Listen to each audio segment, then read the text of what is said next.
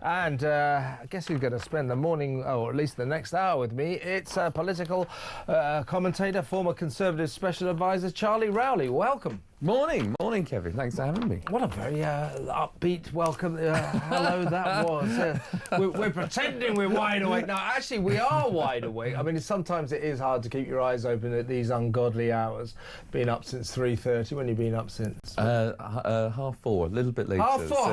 You got an extra hour's sleep than me. No wonder he's so perky. That was a lion. But, you know, sometimes, I'll be honest with you, it's hard to keep your eyes open when you get up in the middle of the night and early hours and you come in here. But no problem with that in that respect today, because we are wide awake because of this extraordinary royal story. Well, the Sun today, well, the paper review now, of course, but there it is, the Sun's front page.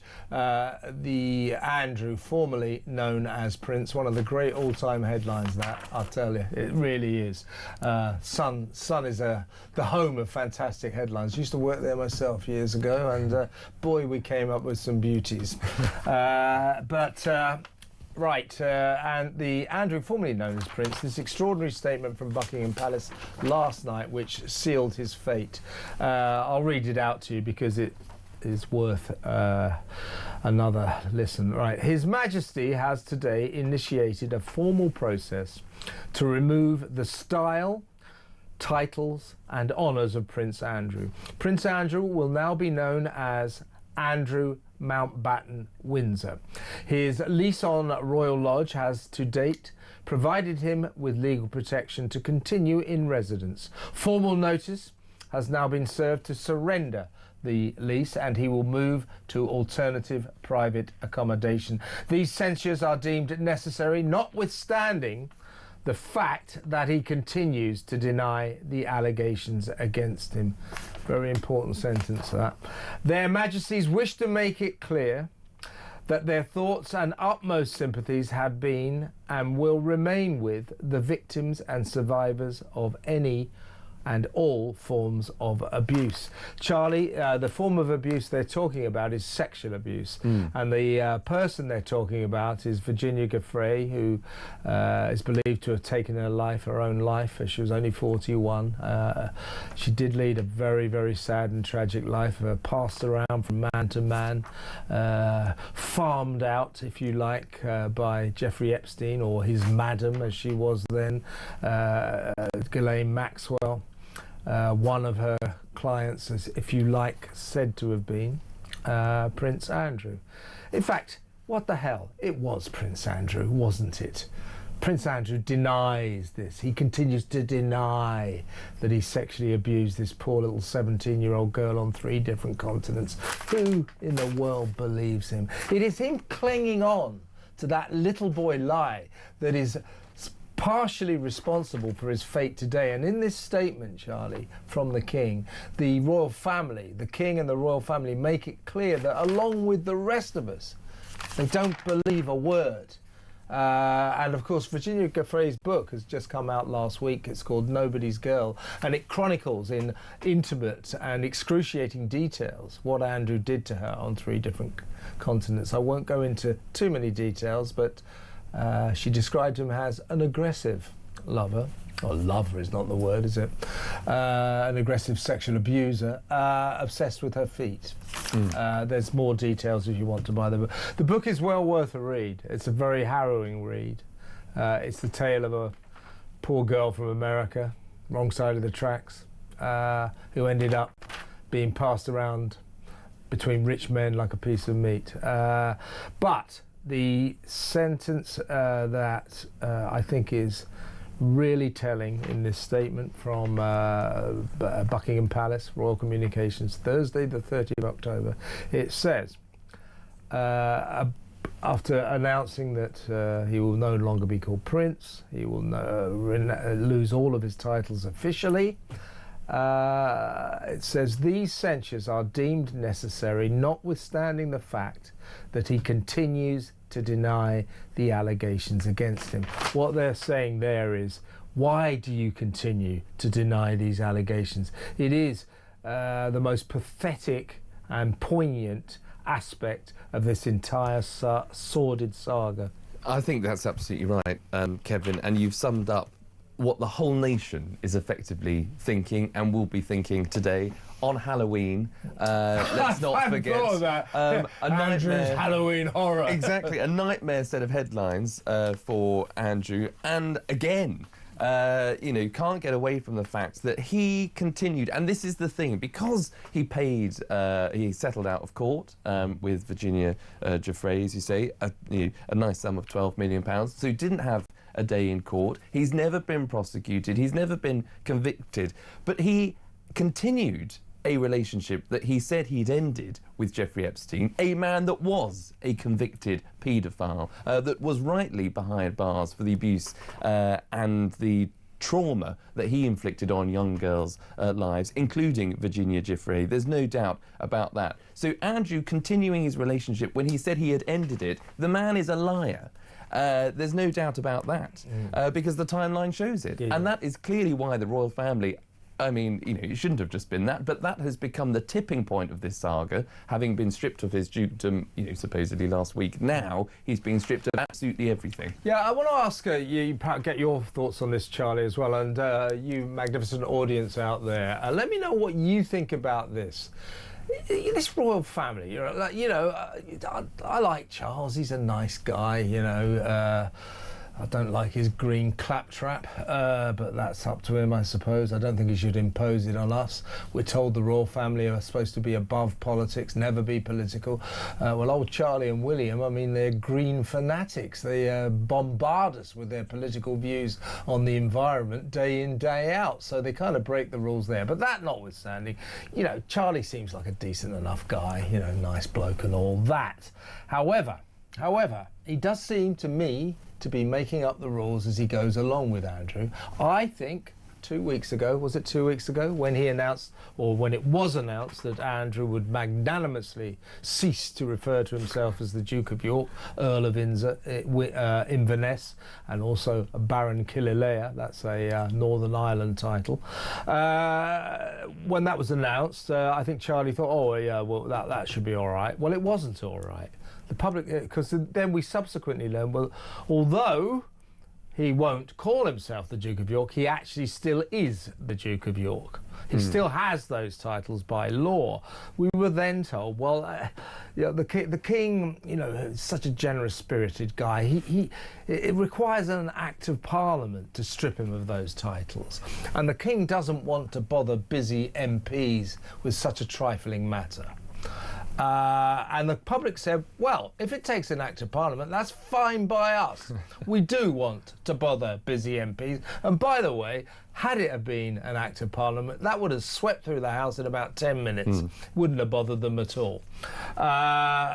Anyway, now, today, we learn, oh, it doesn't require an act of Parliament, because His Majesty has initiated a formal process to remove the style, titles and honours of Prince Andrew. So he can do it. The King can do it on his own.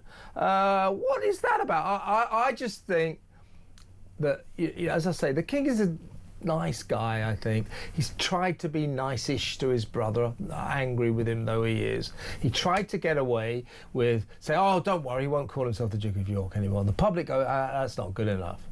And suddenly we learned that he doesn't need an act of Parliament to strip him of his titles. So I think the King has been led by the public here.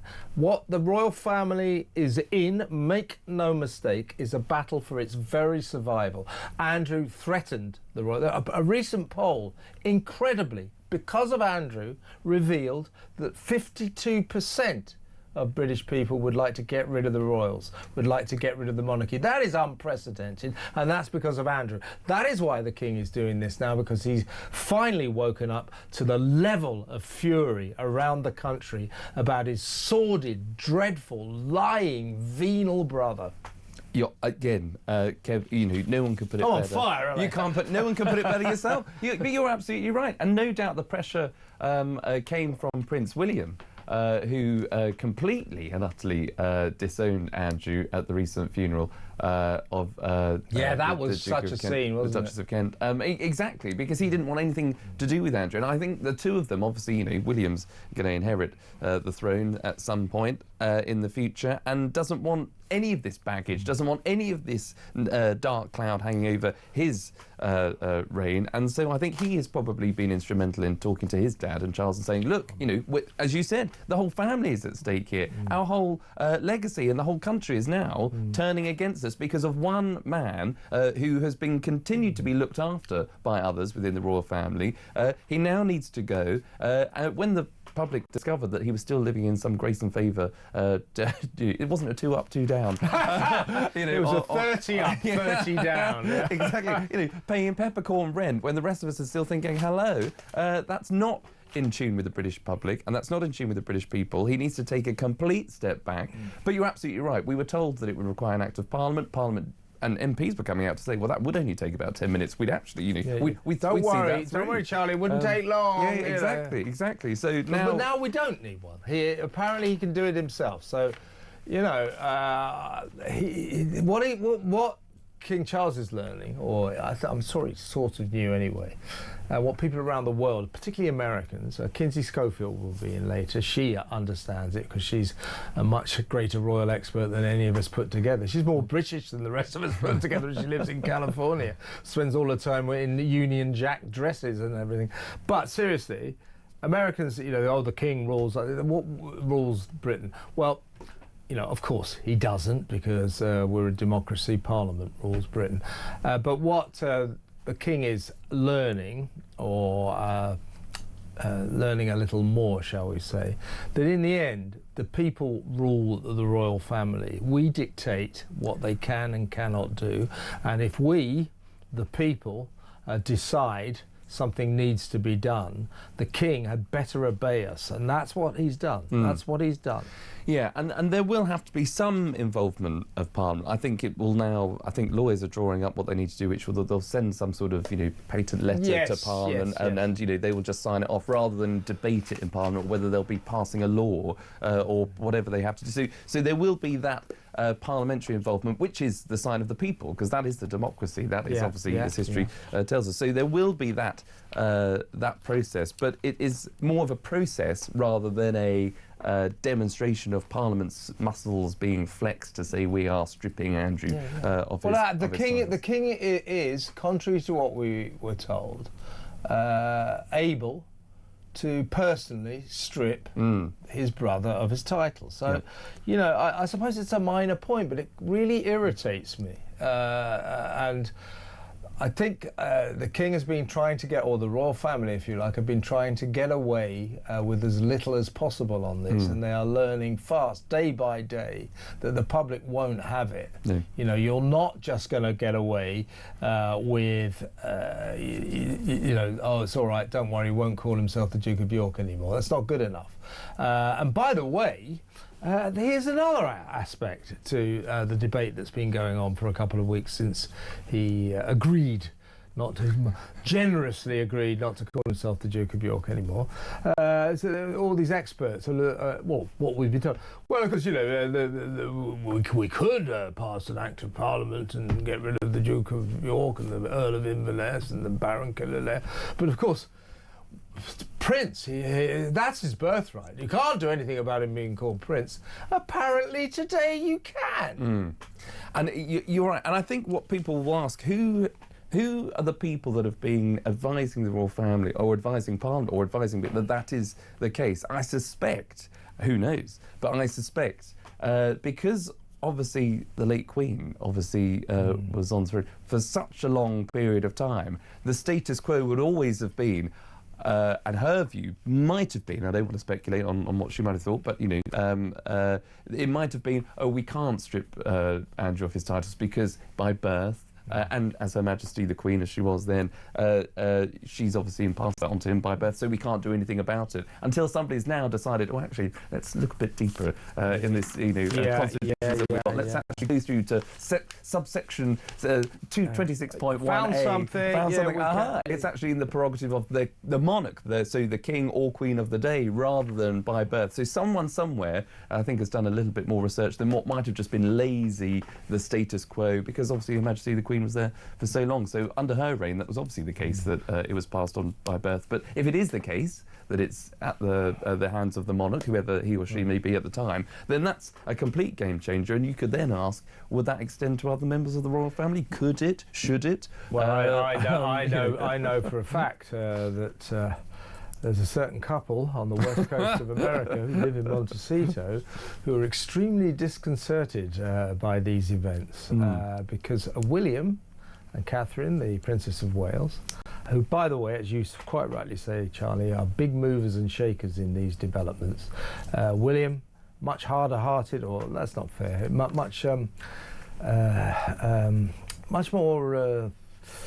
less soft-hearted than his dad, let's put it that way. And Catherine, who's quite the tour de force, trust me, they have forced this through. They have told Charlie, King Charles, you've got to do this, you've got to do this. And I'm not wishing him away, but when William ascends to the throne, I predict that one of his first acts will be to announce that the Duke and Duchess of Sussex are no more. They are, well, what will they be called? Will they be called Harry and Meghan Mountbatten Windsor? Will it be that? Well, will they still be together? Yeah. Who's to say? Yeah. But this, the only person who's, probably the person who's enjoying this more than anybody else, because let's face it, this is a venal, lying oaf, almost certainly a sexual abuser, getting his just desserts, and there is a certain satisfaction in that around the public. Last night on Question Time, Fiona Bruce interrupted the proceedings to say this has just happened.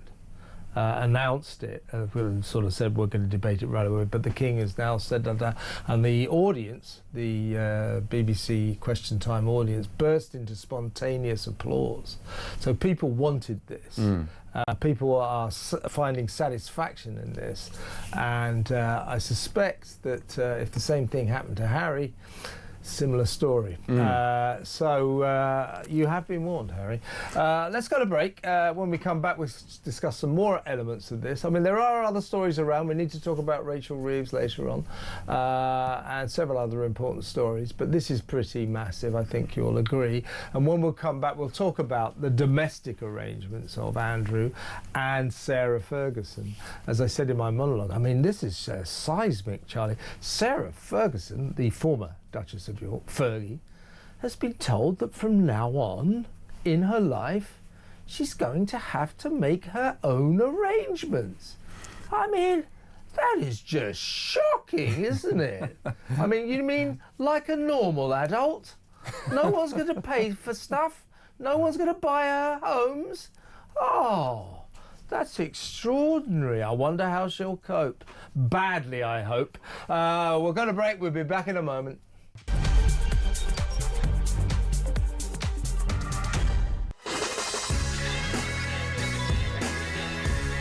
Welcome back. Well, before we go on, we're going to, on page 5 of the Times, Sandringham is Andrew's new home. We'll have a look at that in just a second.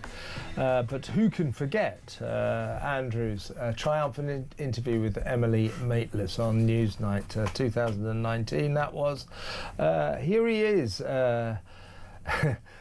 being incredibly honest about his relationship with Jeffrey Epstein, the convicted paedophile.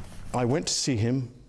And I was doing a number of other things in New York at the time, and we had an opportunity to go for a walk in the park, and that was the conversation, coincidentally, that was photographed, which was when I said to him, I said, look, because of what has happened, I don't think it is appropriate that we should remain in contact. And by mutual agreement during that walk in the park, we decided that we would part company, and I left, I think it was the next day. And to this day, I never had any contact with him from that day forward. It's shocking, isn't it? Oh, what a liar. I mean, so that was, if you like, look, this process of his slow motion downfall, his plummet from grace, has been going on, well, since that interview, if not before. But it got accelerated, I think, with the release of Andrew Lowney's book, which was now about a month ago. That was called Entitled, The Rise and Fall of the House of York. And it was extraordinary. I mean, it absolutely exposed Andy and Fergie as just a couple of venal grifters with the moral backbone of a jellyfish. So that accelerated the process, but the straw that broke the camel's back, I think it was 2 weeks ago now, the Sun on Sunday and the Mail on Sunday both broke the story of Prince Andrew's email to Jeffrey Epstein, which was significantly after that interview with Emily Maitlis. I broke off constant. By the way, in that interview, that little section, he also came out with the immortal phrase, if I have any faults, it's that I'm too honourable. So he was so honourable, he said, that he felt he couldn't just break off his friendship with Jeffrey Epstein by phone or by email. He had to fly to New York and stay in his $100 million townhouse in Manhattan, full of girls, and then went for a walk in the park and said, I can't ever, I have to break off contact. Anyway, Mail on Sunday, Sun on Sunday, 2 weeks ago, revealed this incredible email which said, after he'd said that, and it was, oh, Jeff, you know, we're both in this together. Oh, what a mess, but don't worry, we'll ride it out and we will play again soon. What a vile little phrase that was. Meanwhile, the same syndrome, the same chronology had been revealed about Sarah Ferguson, who had done exactly the same thing. She gave a huge interview saying, oh, I've realised I've made the most terrible error of judgment, that was her phrase, about Jeffrey Epstein. You know, I've now cut off all contact with him. And that, the story was that Jeffrey Epstein had at one point paid off a £15,000 credit card debt for her. In fact, the truth is, he funded her and Andy, but he funded her to the tune of millions of pounds for a fair few years. He was their big secret benefactor, millions and millions of pounds. So she said, oh, I've made a terrible judgment, and cut him right off. I've cut him off. And then another email emerged subsequent to that statement that she'd written to him, Jeffrey, you're my supreme friend. I hope you understand. I had to say that, you know, because, you know, the forces of darkness were coming down on me. So she lied as well. Well, let's, I mean, well, they're like the worst couple on earth. They really are. Now, what I think about Sarah Ferguson, or Andrew, really, it's like all these people, it's like, get a job. Get a job like the rest of us. Get up in the morning, go to work. Don't expect people to give you money. As I said to you off air, that all that this awful couple thought about Jeffrey Epstein, it was irrelevant to them that he was a convicted paedophile. What was relevant to them was that he was worth several $1 billion and could give them money. So much so they even took their daughters to Pedo Island. I mean, that is just disgusting. But anyway, let's talk about the homes. Looks like Andrew, well, of course, parcel of this, as contained in this statement from Buckingham Palace last night, is that he will be moving out of Royal Lodge, his 30-room massive mansion that he's lived in for, I think, 22 years. Used to be the home of the Queen Mother. So he's lived there on a peppercorn rent. By the way, we need to look into all of these royal domestic arrangements. Seems that Prince Edward has a pretty similar arrangement at Bagshot House, I think his home is called. He at one point, right, this is a mansion that makes Royal Lodge look small. What he said, I'm paying the market rate. Do you guess what rent he was paying? £5,000 a year.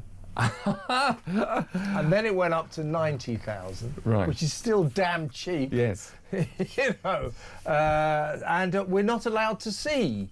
Freedom of information requests have come up with all these documents, all redacted.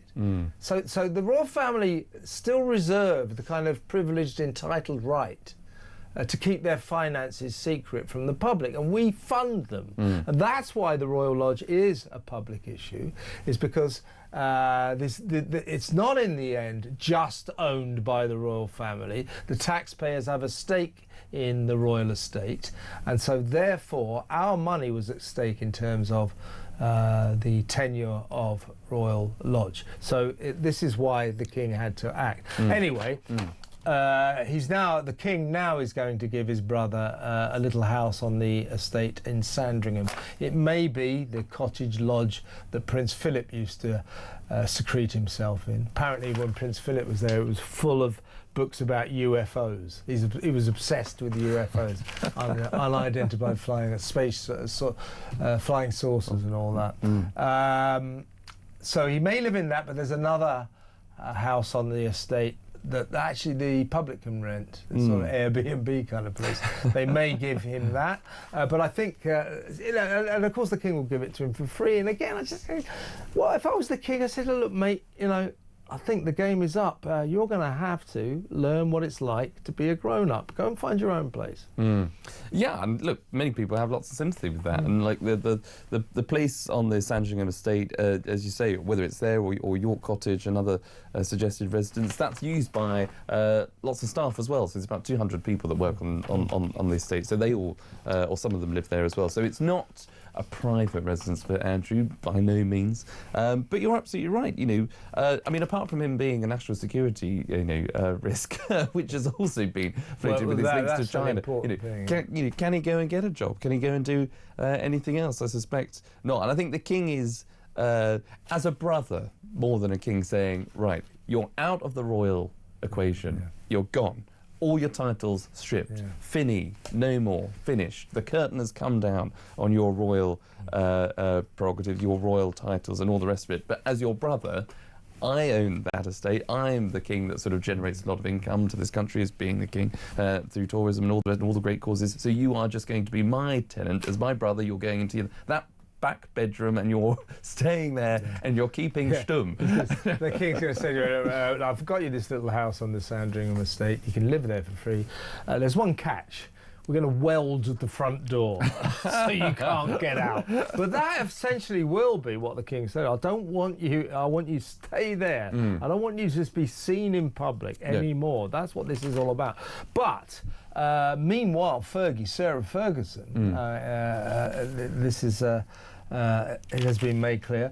She has been told you'll have to make your own arrangements. So she really has been banished right out into the cold. No more royal patronage for her. Yep, and you're absolutely right. You know, this is Fibber Fergie, who, as you say, made a public statement about disowning Epstein, saying it was a terrible decision, she wanted to cut off that relationship, and then went to email him to say, oh, you realise I had to do that for PR purposes, effectively, but I still hold you in great regard. Basically, I want your money. There is no doubt in my mind that Jeffrey Epstein was not only obviously a serial sex offender, which is why he was behind bars, but he obviously had a complete narcissistic, but also believable side of being some sort of good. I mean, he has been able to fool. I think he was charming. He was charming. Yeah. He knew how to use his money. Yeah. I mean, he sort of sucked into his evil web so many people. Bill That's Clinton. The point. Exactly. You name it.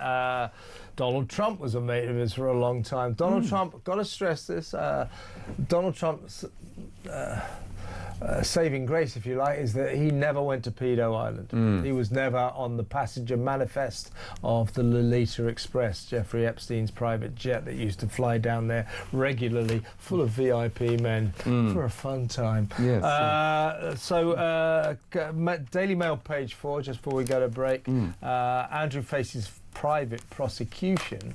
That is that Republic, you know, that anti-monarchy organisation. They're saying, well, you know, Andrew should be fully investigated by the police because clearly there is serious evidence that he committed sexual assault in this country of Virginia Giuffre, and that his financial affairs are clearly murky and dubious. All of this should be investigated. They say it still seems that the royal family are regarded to be above the law, therefore they've taken out a private prosecution against Andrew. But other royal experts, including Andrew Lowney, who I've had on my show several times, he's a very reserved guy, but my God, I mean, that book was amazing, and he says that there's no doubt whatsoever that this is not over for Andrew and Fergie, that Andrew will face a serious police investigation, and it is not beyond the realms of possibility that both Andrew and Fergie could end up behind bars. That is extraordinary. Yeah, that would be... well, you know, just when things couldn't get any more worse, you know, in terms of headlines, in terms of the story, it obviously can. But that's obviously why the royal household, the king, maybe with William, have acted in the way that they have last night to say, right, we don't want anything more to do with you now. We're stripping out. So we're going as far as we possibly can as a royal family to say you are out. And then what happens after that, mate, you're on your own, because we can't keep funding, we can't keep defending, we can't keep protecting you or trying to do PR for you that you clearly, you know, which you're unable to spin. You can't spin it anymore, Andrew. You know, you've messed up. You continued a relationship with a convicted paedophile and you lied about it. You know, your wife wanted more money from this you know, from Jeffrey Epstein. You know, she lied also about cutting off contact. So you are public liars. Yeah, that is what has brought them. They're liars. So just quickly, before we move on, we must move on. But the page 3 of the Sun. Page 3, page 3, it's got a ring to it, hasn't it? Different kind of story on it there today. The princesses' titles are safe from the axe. That's Princesses Eugenie and Beatrice, who apparently the king is personally very fond of. That is, the jury's out on that as well, because their finances, Andrew used to take them on all of his trips to Arab countries and all these weird places where he seemed to extract money. So their finances are being what they call ethically examined. So if their finances have somehow or other benefited from dodgy the kind of dodgy money that Andrew made a lifestyle of, they may not be in the clear. The whole family could be in trouble here, but as of now, they're still princesses. Quick voice note, this is Phil on Andrew. Morning, Kev. Phil from Nottingham. The only person that's ever gone to prison for this is Ghislaine Maxwell, for securing the services of young girls. Who was she securing these girls for? Where are they? Why have they never been brought to justice? Brilliant point, Phil. I've said it myself many times. One of the great horrors of this ongoing scandal, which now goes back decades, is this was a scandal predominantly of men. This was a billionaire man using his wealth to provide underage young girls for men, for VIP rich men, for his important mates. This was a scandal of men. And the only person who's been punished for it at all is Ghislaine Maxwell, a woman who's doing 20 years for basically providing finding all these girls, being her Epstein's recruiting officer, his madam, if you like. I mean, I'm sure she deserves it, but so a lot of other people deserve to be punished. I mean, Andrew's being punished, but is he being punished enough? I mean, if it's just like, right, you lose your titles, you're going to live in a house in Sandringham for free. Well, if you broke the law, if you sexually assaulted someone in London, why are you getting away with that? Let's go to break, and I'll tell you what, we'll talk about some other stories when we come back, I promise.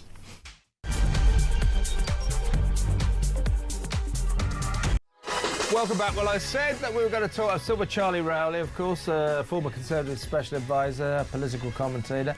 I said we were going to cover some other stories, and the Mail, to its credit, normally they'd have had Andrew would have been the whole front page, but they've been running with their Rachel Reeves exclusive. Was it yesterday or was it the day before? I can't remember. The story kind of broke the day before, but it was all over the Mail's front page yesterday. And this is the story of how Rachel Reeves and her husband, you know, as is the manner of these things, when she became Chancellor of the Exchequer, moved into number 11 Downing Street. Of course, they have a nice family home down in the very nice part of South London called Dulwich. They're renting that place out.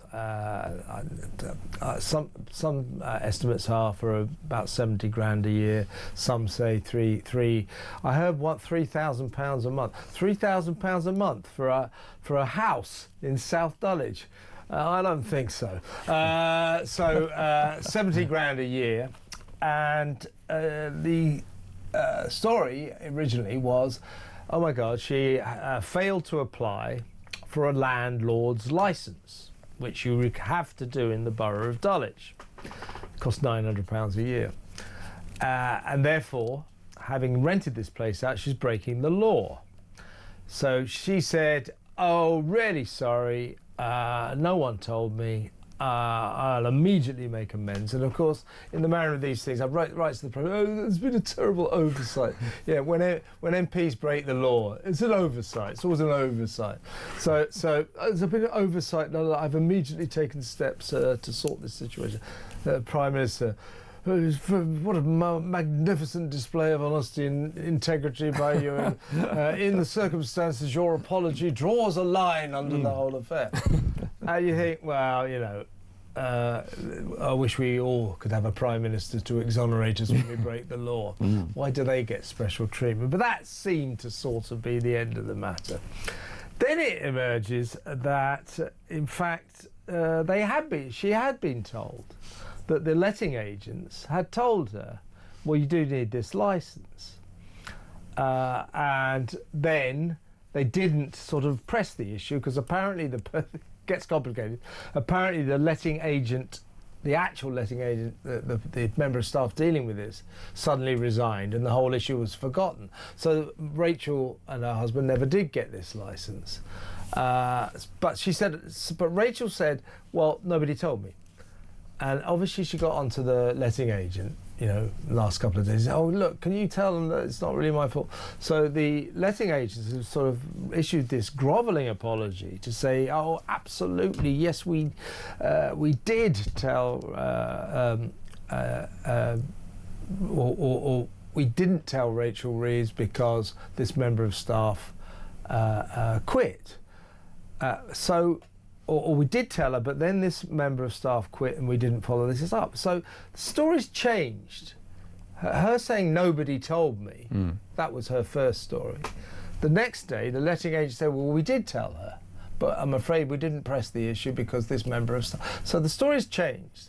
So once again, Keir Starmer's had to write another letter saying this obviously proves what a marvellous figure of integrity and honesty you are, and once again I'm drawing a line under this. How many lines under this sordid affair is the Prime Minister going to draw?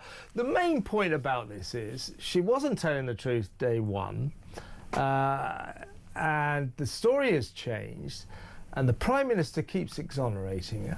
If it was you or me, Charlie, or any other member of the public, and we hadn't done that, trust me, we would be in court. And the question here is, you know, why is she getting away with this? Just because what should happen here is she should be prosecuted. Her and her husband should be prosecuted. Okay, it's not murder, it's not the most serious of offences, but she broke the law. And we would be prosecuted. Why is she not being prosecuted? It's because of this, because she's got a Prime Minister to accept her apology and to draw a line under the whole affair. Two-tier justice. He loves that, doesn't he? Exactly, and that is something that the Prime Minister continuously has got no end of examples of the country where there is this two-tier justice system, where there's this two-tier us and them approach. Nobody likes a rule breaker at all. and she's broken the rules. She's broken the law. But at least, but nobody likes a liar. That is the second most, ask Prince Andrew. Yeah, exactly. And it's always the cover-up. So, you can be forgiven if you are the most generous person in the world. And I like to think I'm quite generous, and, we can't be here at Talk, I know, absolutely. Yeah. Oh, wait a minute. And, she's just become... It's in our DNA. It's in our DNA. She's just become Chancellor of the Exchequer. She's got all these things, the excitement, the stress, the worries about, maybe the kids, if they've got kids, or the family home, or whatever. Right, we're moving into number 11. Oh, that's a bit of a... Right, you've got to move here. I've got to... Oh, and all these papers keep coming in. I've got all officials. I've got all these phone calls. I've got all these messages. You can be forgiven for saying, right, I'm just going to let a letting agency deal with the family home. That's fine. There was an oversight. Oh, God, that's embarrassing. You would have thought you checked, by the way, after you've just lost your Deputy Prime Minister, who lost their job after who had to resign for not paying stamp duty, capital gains on their, you guessed it, their home. So you would have thought you would have checked all of that. But then to say, oh, sorry, Prime Minister, we didn't know about this.